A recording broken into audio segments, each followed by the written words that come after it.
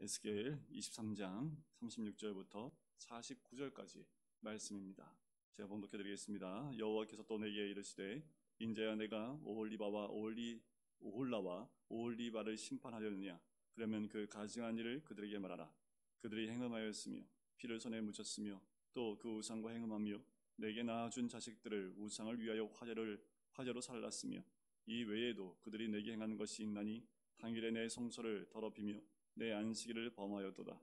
그들이 자녀를 죽여 그 우상에게 드린 그날에 내 성소에 들어와서 더럽혔으되 그들이 내 성전 가운데서 그렇게 행하였으며 또 사절을 먼 곳에 보내 사람을 불러오게 하고 그들이 오매 그들을 위하여 목욕하며 눈썹을 그리며 스스로 단장하고 화려한 자리에 앉아 앞에 상을 차리고 내 향과 기름을 그 위에 놓고 그 무리와 편히 짓거리고 즐겼으며 또 광야에서 잡류와 술 취한 사람을 청하여 오매 그들이 팔찌를 그 손목에 끼우고 아름다운 관을 그 머리에 씌웠도다. 내가 음행으로 쇠한 여인을 가리켜 말하노라. 그가 그래도 그들과 피차 행음하는도다. 그들이 그에게 나오기를 기생에게 나옴같이 음란한 여인 오홀라와 오홀리바에게 나왔은즉 의인이 간통한 여자들을 재판함같이 재판하며 피를 흘린 여인을 재판함같이 재판하리니 그들은 간통한 여자들이요 또 피가 그 손에 묻었습니다. 주 여호와께서 이같이 말씀하셨느니라. 그들에게 무리를 올려보내 그들이 공포와 약탈을 당하게 하라. 무리가 그들을 돌로 치며 칼로 죽이고 그 자녀도 죽이며 그 집들을 불사르리라. 이같이 내가 이 땅에서 음란을 그치게 한즉 모든 여인이 정신이 깨어 너희 음행을 본받지 아니하리라. 그들이 너희 음란으로 너희에게 보응한즉 너희가 모든 우상을 위하던 죄를 담당할지라. 내가 주 여호와인 줄을 너희가 알리라 하시니라. 아멘.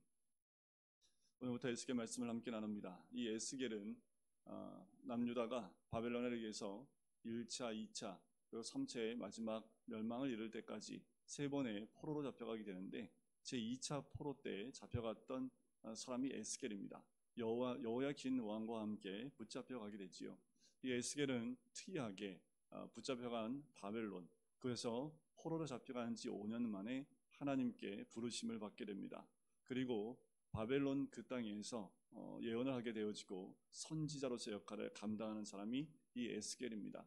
당연히 바벨론에서 선지자 역할을 감당하니까 바벨론의 포로로 잡혀간 유대 백성들을 위해서 거기서 하나님 말씀을 대언하게 되겠지요.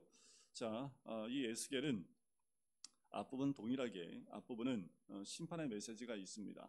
그리고 뒷부분으로 넘어가게 되면 33장부터 그 이유는 다시 회복의 메시지가 선포되게 되어집니다. 오늘 본문에 나오는 이 본문은 남유다, 이 유다 왕국에 대한 하나님의 심판의 메시지에 대한 그 근거에 대해서 이야기를 합니다. 23장 전체가 두 음녀에 대한 부분을 얘기를 해요. 오홀라와 오홀리바, 이 두 여인, 두 여자 자매인데 형이 오홀라요, 아우는 오홀리바입니다. 짐작하건대 이 오홀라는 이미 멸망당한 북이스라엘을 의미하고 오홀리바는 이제 멸망을 눈앞에 두고 있는 남유다 왕국을 의미합니다. 이 두 나라가 행음했음에 대한 부분을 얘기를 하지요. 이 오홀라는 주변의 강대국과 관계를 맺으면서 그들이 섬겼던 우상들을 그대로 가지고 오게 됩니다. 결국 하나님이 이 오홀라를 심판하게 되시지요. 북이스라엘이 아수르에 의해서 멸망을 당하게 됩니다. 자, 오홀리바인 남유다가 북이스라엘의 멸망을 바라보면서 하나님은 이런 생각을 하셨습니다. 이들이 북이스라엘 멸망을 보면서 뉘우치고 죽게로 돌아올 것이다 라고 생각을 한 거지요. 그들의 멸망을 보면서 그들이 왜 멸망을 했는지, 또한 그들이 왜 심판을 받게 됐는지에 대한 부분을 이 남유다가 보고 돌아올 것이다 라고 생각을 했습니다. 그런데 오홀리바가 돌아오지 않아요. 북이스라엘과 똑같이 주변 강대국을 의지합니다. 하나님을 의지해야 되는데 바벨론이 쳐들어오니까 이 바벨론을 이게 대항하기 위해서 애굽과 이 언약을 맺게 되어지고 애굽을 의지하는 이 오홀리바인 남유다를 보게 됩니다. 이들이 큰 강대국을 의지하다 보니까 우상도 받아들이게 되어지고 또 주변 이방 백성들이 믿었던 그 우상들에게 행했던 그 일들을 그대로 이 성전 안에서 행하는 모습들, 그런 악행들을 행하는 모습들을 보게 됩니다. 그러니까 이들이 행음하는 모습이에요. 23장 전체가 은유적인 표현을 가지고 있습니다. 그래서 비유로 또 말씀을 하고 있습니다. 그래서 두 자매가 행음하는 그 부분에 대해서 굉장히 자세하게 이야기를 하고 있지요. 실제로 북이스라엘과 남유다는 하나님을 섬겨야 되고 하나님을 온전히 믿는 가운데 하나님께 나가야 될, 그리고 순결을 지켜야 될 이들인데 순결을 지키지 못하는 이들의 모습을 보게 되지요. 결국은 하나님의 심판을 받게 되어지는 이들의 모습을 보게 되어집니다. 여러분, 우리가 신앙생활을 하면서 우리가 하나님을 섬긴다고 하지만 분명히 북이스라엘도 마찬가지고 남유다도 마찬가지입니다. 백성들 저변 가운데 하나님을 섬기는, 예배드리는 것이 이들의 삶의 근간이 되었던 사람들입니다. 그럼에도 불구하고 하나님의 심판이 이제 끝나지 아니하고 심판을 통해서 북이스라엘을 심판하셨던 것처럼 남유다를 심판하신 이유가 뭘까요? 분명히 주일마다, 그들의 안식일마다 하나님께 번제와 화목제와 갖가지 제사를 주님께 올려드렸음에도 불구하고 이들은 하나님만 섬긴 게 아니라는 거예요. 강대국을 의지한 것처럼 그들의 삶 가운데, 저변 가운데 우상이 이미 자리 잡혀서 이들이 하나님도 섬기면서 우상도 섬기는 두 가지의 마음을 가졌던 이 민족이 남유다였다라는 겁니다. 결국 하나님께서 주변 강대국인 바벨론을 통해서 이들을 심판하게 되어집니다. 그리고 이들의 모든 것을 다 빼앗아 가게 되는 것, 23장 전체가 그 이야기를 이야기해주고 있는 거예요. 이들이 받는 그 재판에, 오늘 본문에 읽은 것은 이 오홀라와 오홀리바가 받은 재판에 대한 그 근거를 얘기합니다. 그냥 심판하는 것이 아니라 그들에게 재판을 하지요. 그들의 죄목이 무엇인지를 이야기합니다. 그리고 그들이 왜 심판을 받아야 되고 재판을 받는지에 대한 부분들을 이야기합니다. 처음부터 끝까지가 다 행음입니다. 하나님을 온전히 섬기지 않고 있다라는 거예요. 하나님을 섬기는 것이 아니라 우상을 섬기게 되어지고 그 우상과 함께 영적 행음을 하고 있는 그 모습을 굉장히 자세하게 설명하고 있지요. 그래서 이 45절부터 나오는 그 메시지는 이제 의인이 재판함같이 재판하며 또 재판함같이 재판하리니 라고 하면서 재판 가운데 있는 그들, 바로 간통한 여자들이요 그 피가 그 손에 묻었습니다 라고 얘기를 하지요. 이들의 죄가 간통죄입니다. 그런데 우리 하나님이 기다려주셨다라는 거예요. 이미 오홀라와 오홀리바, 이들이 돌이키게 하기 위해서 하나님은 무던히 많은 선지자를 보냈고, 그리고 이들이 돌아올 수 있도록 기회를 굉장히 많이 줬다라는 겁니다. 그런데 결국 이들이 돌아오지 않아요. 이들이 행음에서 돌아오지 않고 행음에 취해 살고 있는 모습을 보게 됩니다. 그럼 어떻게 해요? 심판할 수밖에 없죠. 재판할 수밖에 없죠.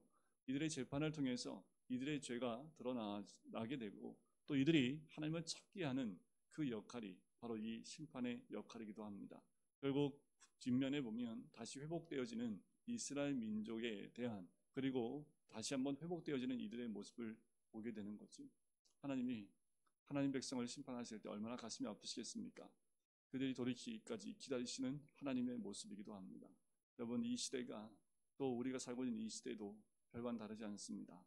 환경만 달라졌을 뿐이지요. 그리고 이때와 지금이 다른 건 그냥 우리가 삶의 터전과 모습만 달라졌을 뿐이지 인간의 심성은 똑같습니다. 마음은 다 똑같아요.